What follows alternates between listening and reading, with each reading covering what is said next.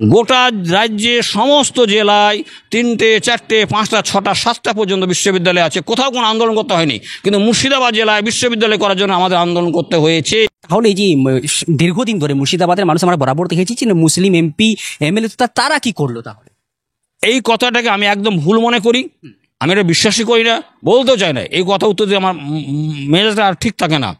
এতদিন যাদেরকে মুসলিম MLA MP বলা হয়েছে তারা মুসলিম এমপি নয়, তারা কংগ্রেসের এমএলএ এমপি, সিপিএমের এমপি, তৃণমূলের এমপি। তাহলে তৃণমূলের স্বার্থে তারা দেখেছে। এখন তৃণমূলের যে সমস্ত এমএলএ এমপি মুর্শিদাবাদ আছে তারা দুটো স্বার্থ দেখে। একটা দেখে তার নিজের, তার পরিবারের, তার ব্যক্তি, তার পারিবারিক স্বার্থ। আর এরপরে দেখে কি করলে মমতা ব্যানার্জি আমার উপর সন্তুষ্ট থাকবে, আগামী নির্বাচনে আমি টিকিটটা পাবো। এর বাইরে তাদের কোনো স্বার্থ নাই। ফলে এদেরকে যদি মানুষ মনে করে মুসলিম বা এটা, সেটা ভুল।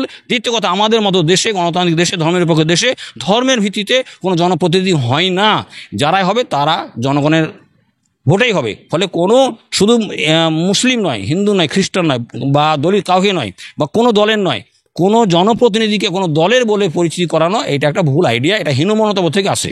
শুধু গঙ্গা ভাঙন বলবো কেন, শুধু পদ্মা ভাঙন বলবো কেন? শিক্ষা, স্বাস্থ্য, সমস্ত ক্ষেত্রে মুর্শিদাবাদকে পিছিয়ে রেখেছে অন্য সমস্ত জেলা থেকে। তার একটা কারণ, মুর্শিদাবাদ জেলা মুসলিম অধ্যুষিত বলে। আমি একটা ছোট্ট উদাহরণ দেবো, আমার সময় কম আছে।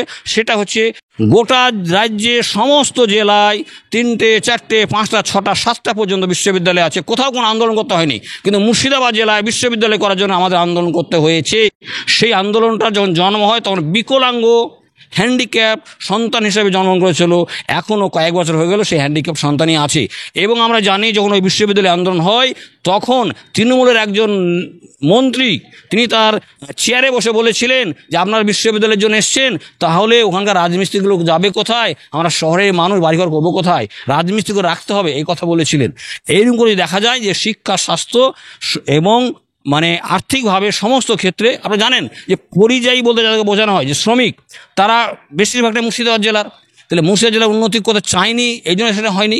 ফলে শুধু আমি এটা বলতে চাইছি যে নদী ভাঙন নয়, জীবনের প্রত্যেকটা ক্ষেত্রে, উন্নয়নের প্রত্যেকটা স্তরে মুর্শিদাবাদ জেলাকে পিছিয়ে রেখেছে পরিকল্পিতভাবে এদেশের এখানকার মনোবাদী শাসক গোষ্ঠী আর বড় বড় যে সমস্ত রাজনৈতিক দল আছে তাদের নিয়ন্ত্রণকারী গোষ্ঠীগুলো, সেই জন্য হয়নি।